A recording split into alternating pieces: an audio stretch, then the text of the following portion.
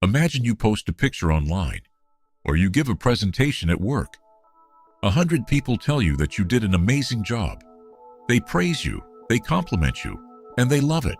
But there is one person, just one single person, who leaves a harsh, negative comment.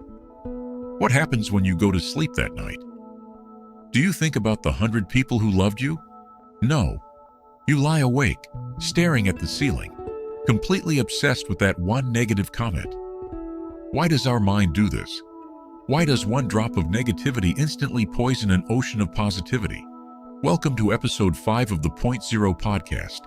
Today, we are going to look under the hood of human psychology to understand exactly why your brain is addicted to negativity. And I am going to give you a simple 3-step formula to finally rewire your mind. Let's dive in. As we discussed before, the average human has tens of thousands of thoughts every single day, and up to 80% of those automatic thoughts are negative. In psychology, this phenomenon is called the negativity bias. In scientific studies, researchers placed sensors on people's heads and showed them 3 types of pictures: positive, neutral, and negative. The results were shocking.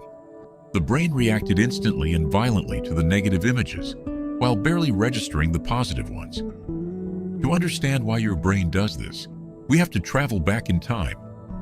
Imagine you are one of your ancient ancestors, living in a tribe 100,000 years ago. You are walking through the jungle.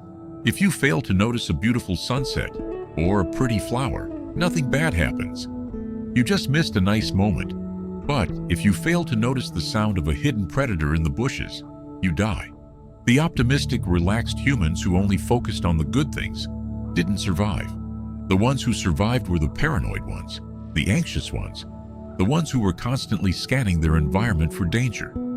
You are the descendant of the people who survived. You have inherited a brain that is a master at finding threats.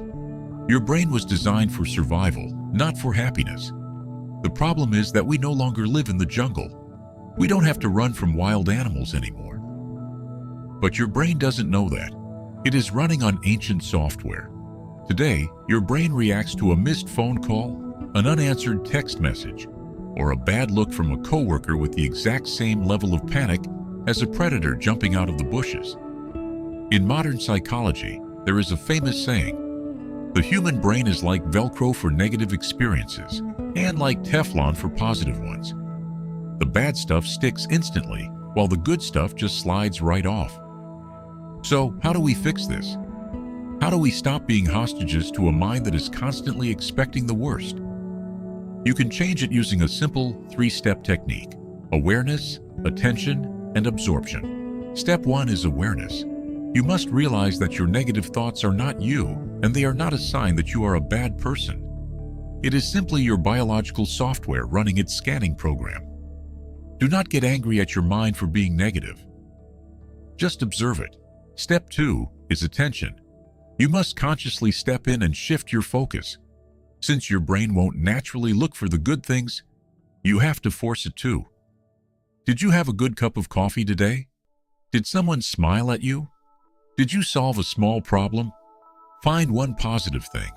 Step 3, and this is the most important part, is absorption. Because positive thoughts slide off our brain like Teflon, you have to hold on to them longer to make them stick. When something good happens, don't just move on.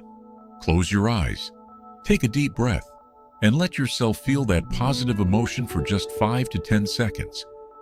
By doing this, you are actually building new neural pathways in your brain.